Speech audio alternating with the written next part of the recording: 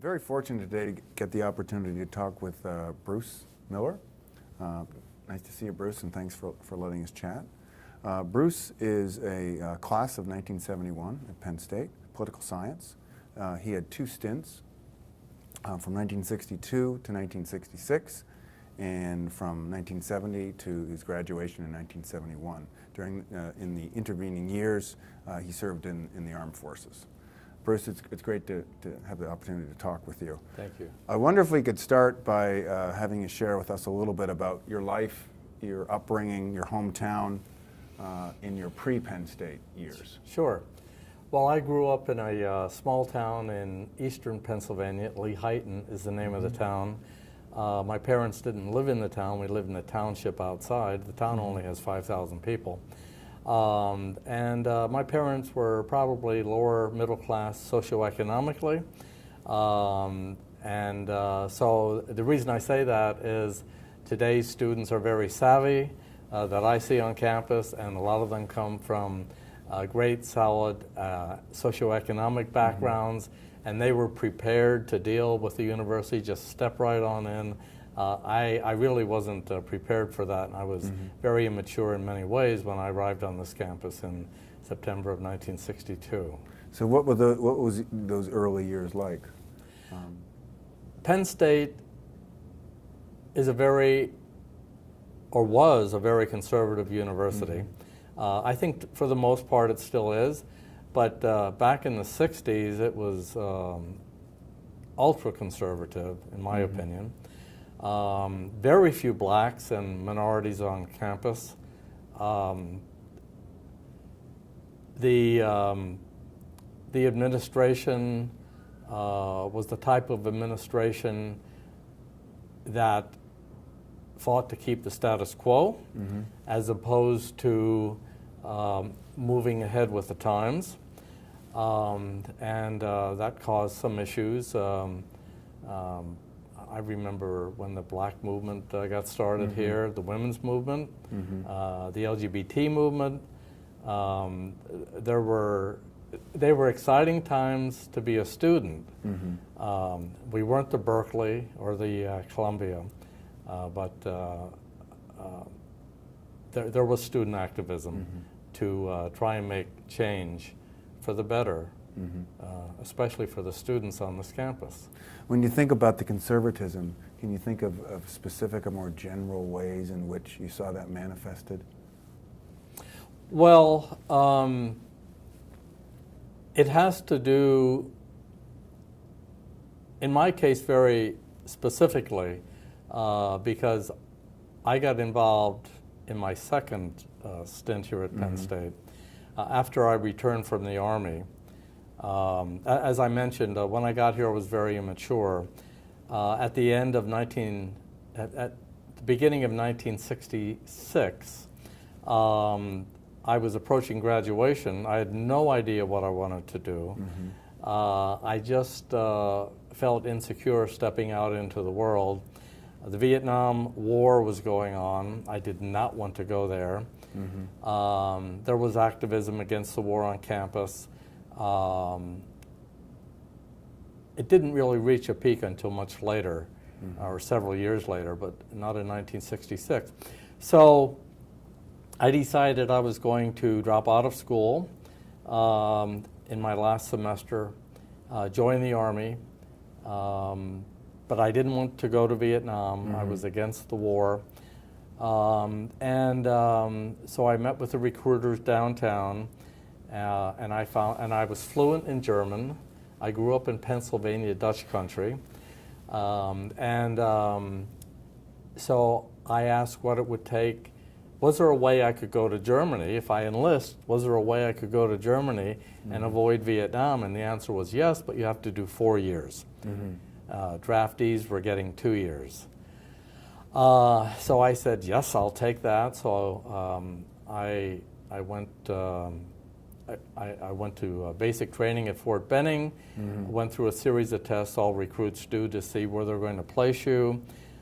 Because of my college background and above average intelligence, I guess, they decided I would be best suited to be a military policeman. So I went to Fort Gordon for military police school for 2 months, shipped over to Germany, and I spent almost 4 full years in Germany as a military policeman. And in the Army, I had a chance to mature. I took courses from the University of Maryland. I was stationed in Stuttgart, Germany. And the University of Maryland had a campus, a satellite campus, where you could enroll in University of Maryland courses and get credit for them. And I had taken several courses, but once I took a poli-sci course, it just changed my whole view on what I wanted to do.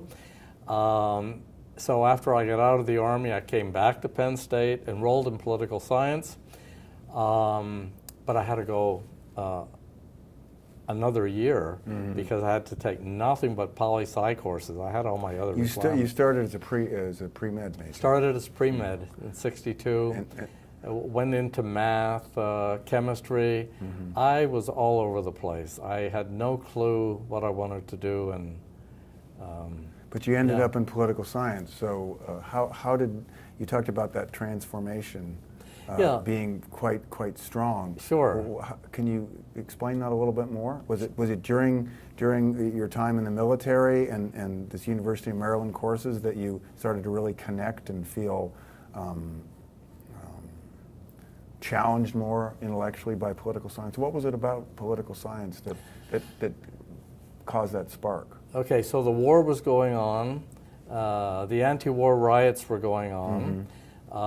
Schools like Berkeley and Columbia had very progressive student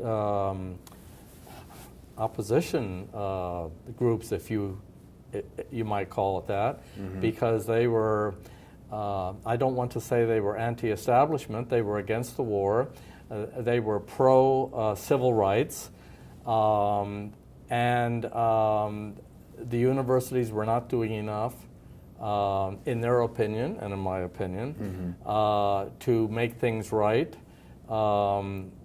especially as it came to civil rights and human rights. And when I took my first political science course, I realized that a lot could be done in this country if you're doing it the right way, if you organize the right way. If you have a clear set of goals, you can achieve them, but you need to know what you're doing. And that's what that first political science course gave me. It gave me hope that I could somehow contribute, but I'd have to switch into political science to finish my degree. So it sounds like it gave a framework for some of the things, the experiences, the sentiments that you had as you were in your early college years and your time in the military. Were you would you describe yourself as an activist, as a participant in some protests that first stint at Penn State? No. Were you involved in any? No, I was not. Would you describe yourself as apolitical back then? Apolitical, as most of the campus was. There was very little going on this campus, especially until about 1966, which was when I dropped out.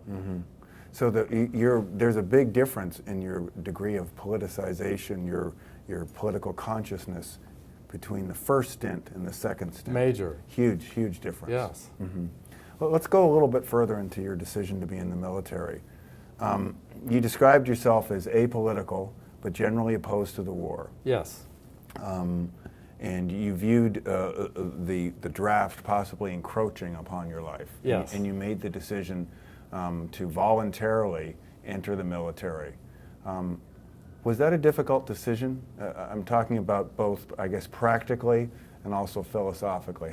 If you could walk us through that decision. Sure. You mentioned it. You gave us a great introduction before, but I wonder if you could just slow down a little bit more in describing that decision. Sure. Well, as I mentioned earlier, I was approaching graduation and had no clue what I wanted to do. I didn't think that was very good, not a good situation. When you come to a university, it's expected that you will know what type of career path you might follow. When you get out, you might have a job waiting.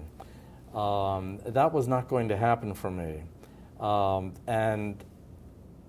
the alternative was if I just dropped out, and like I said, I considered myself immature. If I just dropped out, I would be going to Vietnam for sure. And I did not want that. So I figured I could still go in the military. I could still serve my country without going to Vietnam, but I had to do it their way, if you will. And that was for an additional 2 years' time, for a total of 4 years, to go to Germany. So it sounded like it was to some degree a pragmatic decision, looking at the choices that you had. Very much so. Not the most appealing choices between two or three, and you made the pragmatic choice. Sure, and I also knew that once I got out of the Army, I could return on the GI Bill, and just about everything would be covered by that. What did your friends and family think when you made that decision? Oh, they were fine with my going to the military, even though I had a contract with the U.S. Army to go to Germany. I found out later that really doesn't mean anything. They could ship you anywhere, anytime. They were concerned that I'd eventually wind up in Vietnam. Yeah. Did if you think about your classmates and your friends around you, how common was the choice that you made, the decision that you made? I don't think the recruiters had any trouble on this campus getting quite a few students to join the military. Yeah. I was also in ROTC, my first time here. I was in Air Force ROTC. It was mandatory at that time. Lots of things were different at that time. Mandatory ROTC for males. Women had curfews. Men did not. We weren't called men and women. Boys didn't have curfews, and girls did. Yeah. There certainly weren't co-ed dorms at that time, and parties, if women were in attendance, they had to have house mothers present at the fraternities. It was a much different culture than it is today. It's much better today. I listened with great interest and enjoyment to the interview you and Chris, undergraduate history student Chris Howe, had with you. And one of the issues that you talked about, I wonder if I could bring up, was the issue of entering the military and being in the military as a gay man. I wonder if you could tell us a little bit more about that. Sure. Well, I certainly knew I was gay going in. There is a question on the military application whether or not you are homosexual, and I put no, because if I put yes, I couldn't go in, and I did want to serve my country, just not in Vietnam. So that's a little risky, but I found out after I was in that unless you did something very bad or got caught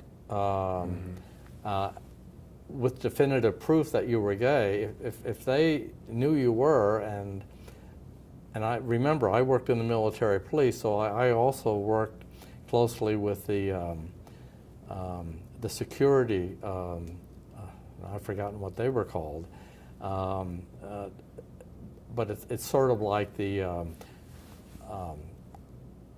special forces, armed forces security. Very sensitive. It's like security. the CIA on the military side. And if they had evidence of that, you'd be thrown out, and you'd get a dishonorable discharge. So I didn't want that to happen, but I was a very good soldier. I was promoted from E1 to E6 in 2 years. That's virtually unheard of. I was told no one had ever done it in such a short period of time before. So it was a very good experience, and I enjoyed doing it, but I just had to be cautious. How long did it take you to sort of figure out the landscape, the lay of the environment you described. What the environment you described was an environment where there were explicit rules, but if it was not overt, then it seemed to pass along. Is that essentially what you're saying? Yeah. How long well, did it take you to figure that out? Was that communicated to you, or did you just sort of pick it up along the way? Your sense of the overall climate. No, you have to pick that up along the way, because they will tell you in the military, if they find out that you are gay, you will be gone, dishonorably discharged. So, in my case, in Germany, the percentages of gays in the military is the same as it probably is in general society. Maybe not quite as high, because they won't let, at that time they wouldn't let you in if you were, if they knew you were. And so you made friends, and your friends talked to you, and as military police, we knew what to look for, but we were not on the hunt for gay military personnel, but there were gay bars in Germany, and quite a few of them were almost exclusively gay military personnel. So once you're there a while, and I was fluent in German, I could ask gay Germans questions and find out where the GIs are, and socialize with GIs after hours, that sort of thing. I didn't worry about it. It must have been an interesting contrast. These urban settings in Germany you're talking about, having urban settings, living in growing up in a small town in eastern Pennsylvania, going to state college, and then living in Europe in urban settings in Germany. That must have been a significant change for you. Well, it was, but I loved it. I mean, I grew up in a township next to this very small town, and I couldn't wait to become worldly, whatever that meant, right? And so here I am for 4 years, and not exactly the most mature guy in the world, and now I'm in the Army, and after 4 months I'm in Germany, but I was fluent in German, and I just was myself, speaking German as I am speaking English to you, and I made lots of German friends, and had a great time, and I could take the buses, the trains, the planes, make my own reservations, order off German menus, translate. I loved it. So it exceeded your expectations. Oh, for sure. Your stint in the military exceeded your expectations. Yeah, on my leave, I could have left Germany, right? I didn't. I stayed there for 4 years. Yeah, that's wonderful. Okay, Bruce, I wonder if we could move on to your second stint at Penn State. And you've helped us a lot already by talking about the influence of your time in the military and how you're much more politicized than you were before. I wonder if you could just hit sort of the key forces or influences. You've definitely given us a great start on this that contributed to you being politicized. You talked about your time in the military. Were there other influences? People that you read, organizations that you followed, movements that you followed, either up close or from a distance. So what I'm really asking is the influences, large and small, that contributed to you being more politicized when you came back to Penn State, and also more mature. Sure. Okay, well, I think, we all have to evolve and become who we ultimately are. And I remember when I first came back out of the military, there was an anti-war rally in front of Old Main on the lawn. And it was a cool day, much like today, and I had my military jacket on, my field jacket. And I'm sitting on a park bench watching the anti-war rally over in front of Old Main. And I was not participating, but I was there and I was watching it and I was listening to it. And I was all by myself, sitting there in my military jacket. Next thing I know, there were 3 or 4 people with cameras around me taking photos of me. And I'm not really a paranoid person, but I think I know what these people were doing. If there was going to be trouble, now they have pictures of me. I don't know how they'd use them. I don't even know who they were. I don't know if it was the newspaper. Penn State had stepped up its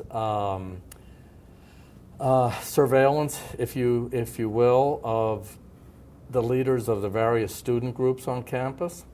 I didn't know what was really going on, but I just let them take pictures. I said, I'm just sitting here. I'm not doing anything wrong. There used to be a bar in town called the My Oh My down on College Avenue, right across from the wall. And that gay bar would attract gay men and lesbian women, and there was never any trouble there when I was there. The front of the bar faced on College, and it was gay, and the back of the bar was on the alley, and it was straight. But there was never any trouble between the two. So I used to go there after studying late some nights, meet up with other folks and talk about, you know, what everybody talks about, what's going on campus and yada, yada, yada. And a bunch of us decided that, you know, back then there were about 28,000 students on campus, and I always remember that because how the university has grown so rapidly, and with the building of Beaver Canyon, I mean, except for the 4 years in Germany, I barely missed a football game in all that time. So I've come year after year after year after year, and I watched the numbers of enrollment just go up, up, up, up, up. But back then it was about 28,000 students, and so about 20, 30 of us decided, you know, the climate at Penn State is certainly not good for gay people. We were determined to be mentally ill, severe psychological disorders, and it was recommended that we go to Ritenour and get treatment. That was the status quo here, and we didn't like it. So, but what were we going to do about it? So, a few of us decided we would form an organization and try and get a charter from the university so that we could have an office in the hub, like the other student groups on campus. So we filed the charter, and it was granted. And so we were going to get our own office. And we were celebrating, but we were also socially savvy, not like today with social media, but to the point that we were excited, we were proud, we were finally going to get our own place where we could socialize together as gay men and women without being called names and, you know, even physically attacked. That happened too back then. So we'd have a safe environment in which to socialize. So we were going to make this public at some point, and we were going to do it with a big splash. So we contacted the Daily Collegian and let them know that HOPS was coming. HOPS was coming. The name of the organization that we formed was Homophiles of Penn State. So the acronym, Homophiles of Penn State, HOPS. And so for 2 or 3 weeks in the Daily Collegian, all you'd read about is, who is HOPS? What is HOPS? We posted notices on bulletin boards throughout the campus, and everyone was questioning, what is HOPS? Did you deliberately make it ambiguous? We did. Because you wanted to build up anticipation We and did. student interest. We did.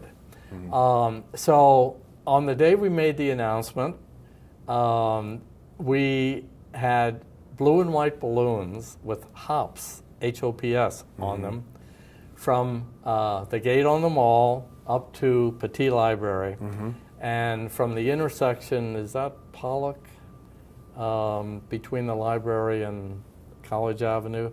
Whatever the road is right in front of Willard. Oh, a Curtin, isn't that Curtin? Where the hub is. Where the hub is. Yeah, that. Well, whatever that road Yeah. is, we had balloons from right outside of the theater that's there on the corner, Schwab. Right. From Schwab down to Buki Building with hops on. When students went to their first class at 8 o'clock in the morning, you couldn't miss these balloons. They were everywhere. Yeah. And we had a meeting with the editors of the Daily Collegian that morning explaining what hops is. So the headlines the next day was, "Hops is Homophiles of Penn State, the first university-approved LGBT organization on campus." Well, within 48 hours, it was yanked. The vice president of student affairs at that time, Ray Murphy, pulled the charter immediately, and then for the next several months, letters to the editor and editorials in the Collegian, they'd be both sides, pro and con, you know, and all we wanted was a place to meet and socialize. So that was the climate back then. I'm looking at your objectives in one of your early charters, and it talks. What I was going to ask you is, you've said a couple times all you wanted was a place to have an office and socialize. Yeah. Did you have other objectives for the design and the mission of Hops? Well, let me put it this way. In order to form an organization, we had to give a slate of officers.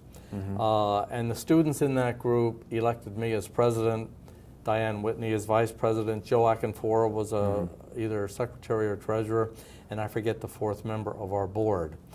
I did not file the charter personally, although we all signed off on it.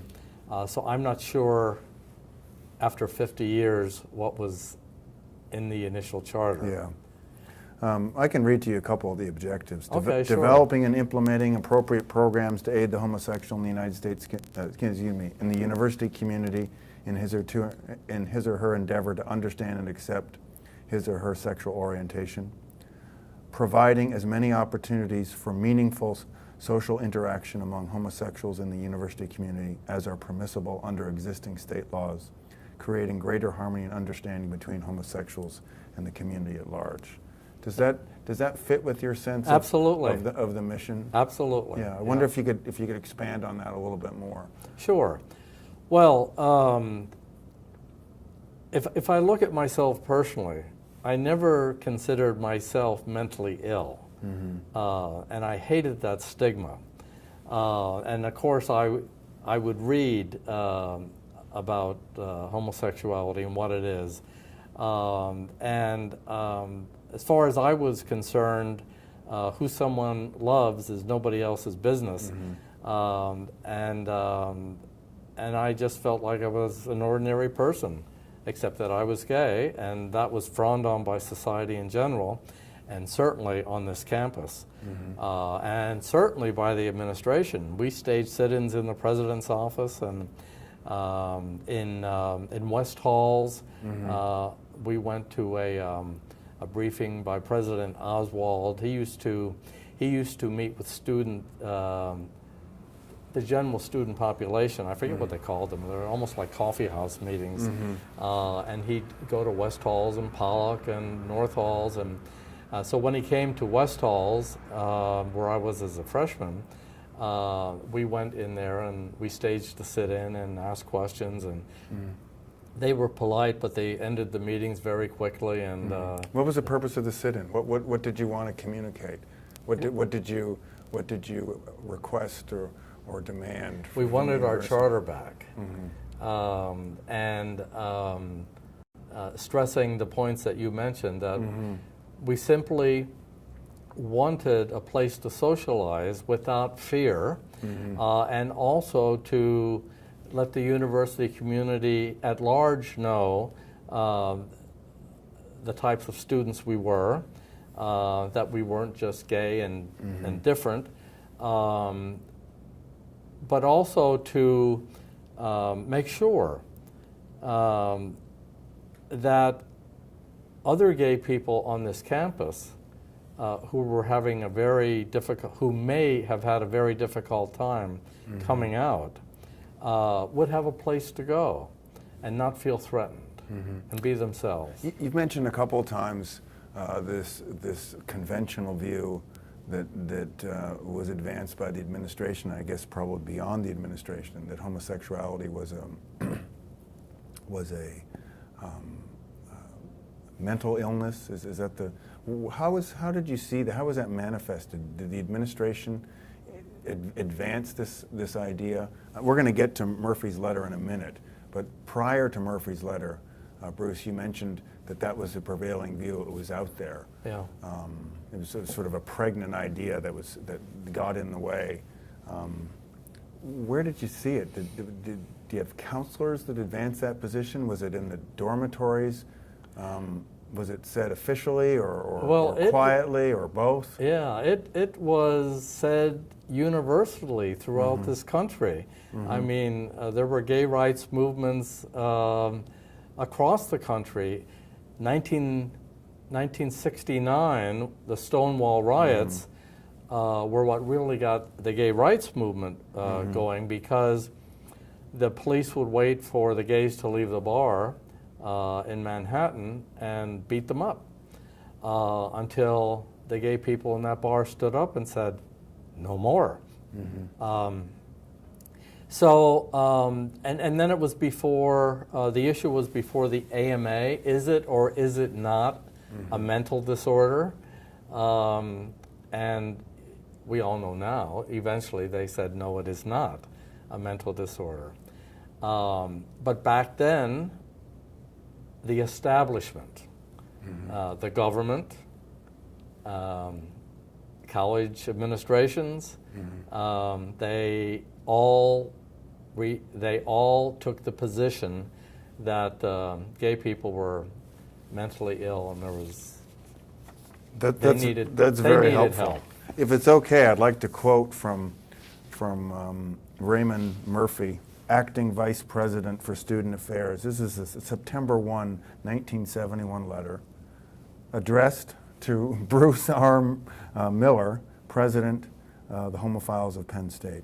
And Acting Vice President Murphy, in this letter, explains in some detail the explanation as to why the charter, the undergraduate charter of HOPS, was pulled.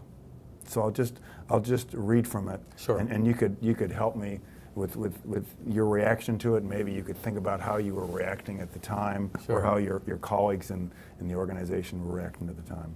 I'm writing to inform you, I quote from the first paragraph of the letter, of the decision of the university to deny approval for the charter of the other vision, the Homophiles of Penn State. This decision was arrived at after a careful review of the legalities involved and the conflict such recognition would cause with the educational policies of the university. The decision is based primarily on the latter factor. We are advised that based upon sound psychological and psychiatric opinion, the chartering of your organization would create a substantial conflict with the counseling and psychiatric services the university provides to its students, and that such conflict would be harmful to the best interests of the students of the university. As a matter of educational policy, the university cannot condone or officially sanction any organization whose stated purposes would create such a conflict in this sensitive problem area. Did you folks get the opportunity, excuse me, did Acting Vice President Murphy give you the opportunity to explain and sort of flesh out that viewpoint? No. Did you get any explanation? You never received this letter, even though it's addressed to you. I know. And it's 2018, and this is a September 1971 letter. Yeah. what was the extent of the explanation that you got from the administration? Well, it was in the Daily Collegian, pretty much the way you just read that paragraph. And I only recall reading it in the Collegian. We were not informed officially as individuals. We read it in the newspaper like everybody else. Did Acting Vice President Murphy speak with you folks? No. Did you guys have an opportunity to do that? Did you No. try to speak with administration officials? No, we did not. Well, let me put it this way. I did not. The Vice President, Diane Whitney, may have. Joe Akinfora may have. Even though this was very important to me, at this point in time, I was in grad school, and I was struggling a bit. And Joe and Diane, I guess I would say, were much more active trying to fight the administration. And I did not have the time to do that. So I personally did not get involved with going to Murphy. Did you have a philosophical or principled reason otherwise for not getting involved? No. Were you adverse to speaking to the administration? No, I was not adverse to. Okay. And I would have. I mean, we did the sit-ins, as I mentioned. I certainly would have. I just don't know if Diane or Joe or anyone else met with Murphy. Was one of the purposes of the sit-ins to enhance the dialogue? It was, absolutely, to reaffirm once again what we were trying to do and that the university should allow it. I mean, they can't say in the letter on the one hand that it's, as a matter of educational policy, we cannot condone or officially sanction any organization whose stated purpose would create a conflict in this sensitive problem, when the university's stated policy at that time, which you would read in the Daily Collegian from gay people who were referred to Ritenour if they had psychological issues, and they were told it's because you're gay and you need to go to Ritenour. Their letters would wind up in the Collegian sometime. And so we knew what the university's position was. We were excited when they granted the charter because we were hopeful that they may have realized they were taking too strong a stance and that our stated purpose was really a social organization and to inform the public not only that gay people are good people like everyone else, but that we were discriminated against in many ways, including physical and verbal abuse, and we wanted the public to know that. Is there a deeper message or a subtext to what Murphy's position is? Is there another way you folks at the time or perhaps you today could frame what Murphy's saying? The university's stated position, I think, is pretty well in that letter, and he goes on to say, he said earlier on, the decision was arrived at after a careful review of the legalities involved. We were told one of the reasons was because we are a state university. We were a state-run school. We accepted state funds. Back then it was substantial, not like today. And that they did not want our funding cut and that Harrisburg would never condone an LGBT organization on campus. That's helpful. So there was a sense that you had there'd be there'd be political blowback that would come from it that would That was perhaps part of it. affect the funding. Sure. That's been very helpful. Why don't we step forward and talk about the lawsuit? Yeah. I wonder if you could share with me whatever you want to say about the lawsuit, the genesis of the lawsuit, how you saw framing it, working with the ACLU. I realize that some portions of the time period of the lawsuit may not fit perfectly with your time at the university. But Sure. whatever you'd like to say about the lawsuit, I think would be very illuminating. Sure. So after the charter, after the university made clear we were not going to get a charter, or that the initial approval had been disapproved, there was lots of flare-up in the Daily Collegian. The Daily Collegian felt that gay students on campus had as much right as any other student organization to have an office in the hub. And there were other student groups. The black student group supported our position. SDS supported our position, of course.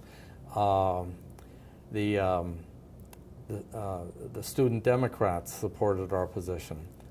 So there was support on campus, but we were getting nowhere. And until the ACLU approached our group and said, "This is not right, and you have a case, and it's very winnable, and we would like to sue Penn State, but we need 2 students involved in HOPS to have their name on the lawsuit." And so, now remember, I had been here for 4 years, and 4 years in the military, and then back. So I was anywhere from 1 to 8 years older than most of the other students in the group.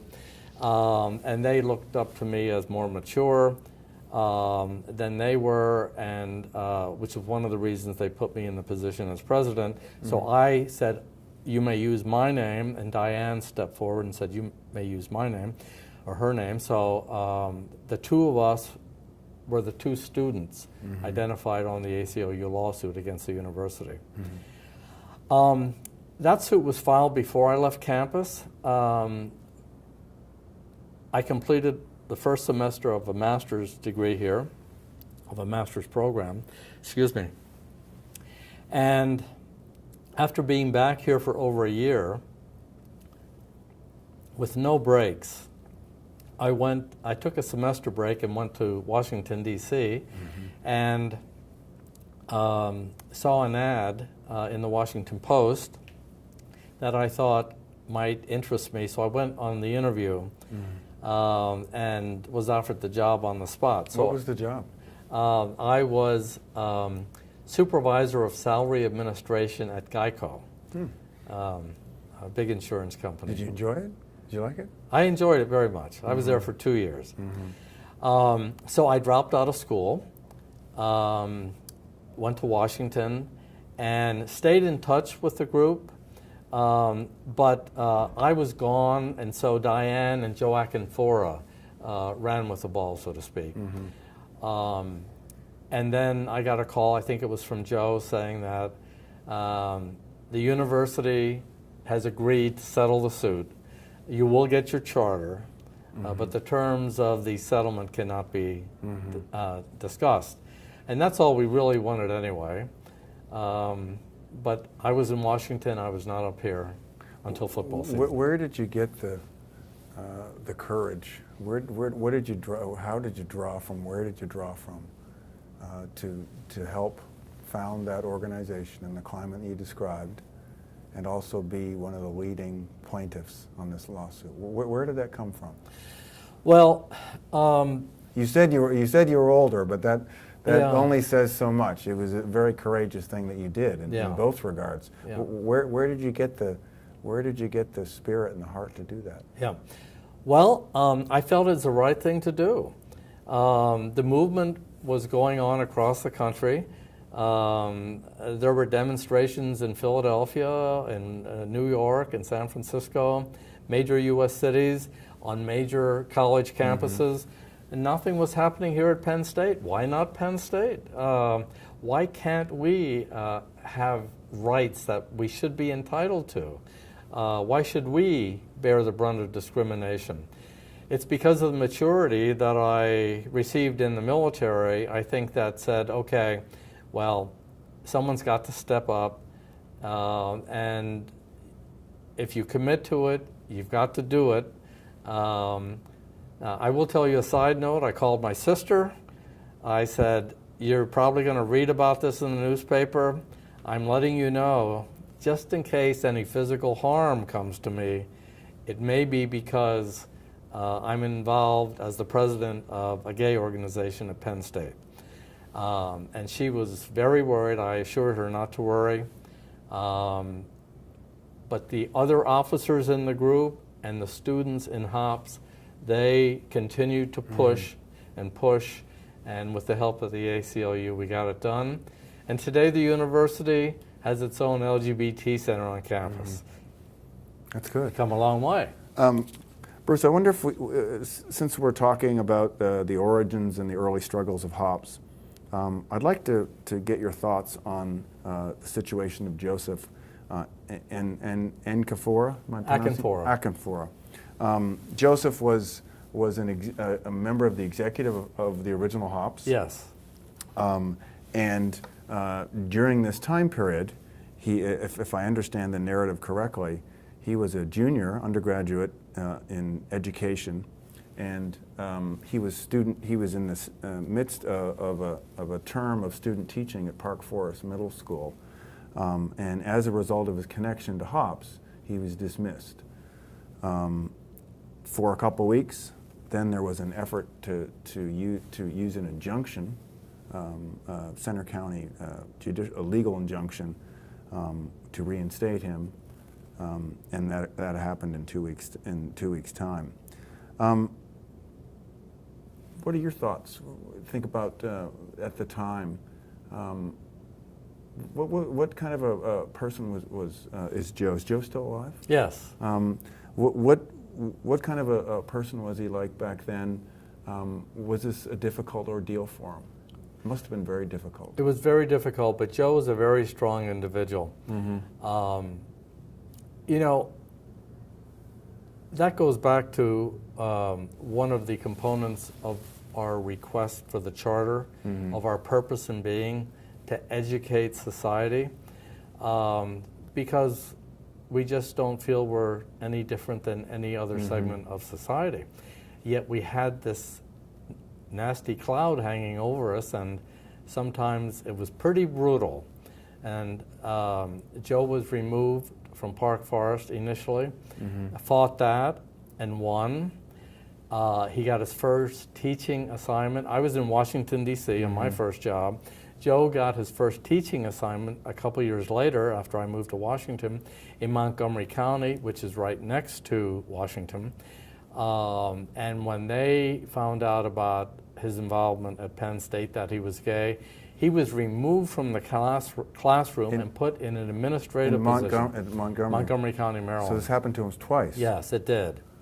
He was a very strong individual, and in a sense, Diane and Joe were stronger than I was in confronting dead-on the problem. They could be in your face. I'm not that type of individual. I tend to work behind the scenes and show that it's okay if you're gay. It's not a big deal. So Joe was a very strong individual, and he persevered, and he got it done. What was the expo? You were not in State College when Joe's dismissal came through? No. We stayed in touch, but I was not here. Did he continue in the teaching profession? He did for a while, and then we lost track of each other. And then I Googled him one day, maybe 5 or 6 years ago, and I found him in Vietnam. And I sent him an email. I believe he had an email on his site. I sent him an email, and we converse back and forth on email now. Mm-hmm. Yeah. So you're able to connect back with him? Yes. That's good. Yeah. I wonder if you could now, with the benefit of several decades, 2.5 decades, I guess, if you could, how would you frame the activism that you were part of in the early 1970s? How would you characterize it now? How do you look at how successful were you? Were things you weren't successful on? So if you reflect back on the activism regarding hops and otherwise, how do you think about it now? How do you frame it? So at Penn State, we were just a minor cog in the wheel of a national movement for gay rights, right? The same can be said for the black movement here and the women's movement here. We eventually achieved our goal. Every day we hear on the news, at least it seems like every day, the unfortunate, unnecessary criminal behavior by some people in society against minorities in the American community, whether they be black or Muslim or gay or women. All the news currently of all the abuse of women, it still continues.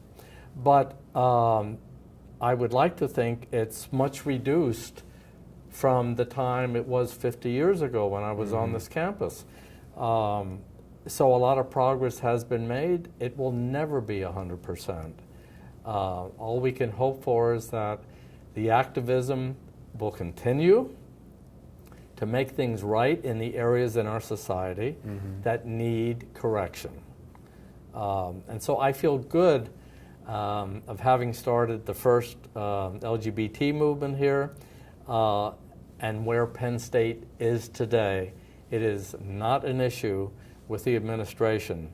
And a little side note, I've been involved on a volunteer basis at Penn State for more than 30 years. And one of those leadership positions was heading up the LGBT Alumni Advisory Board.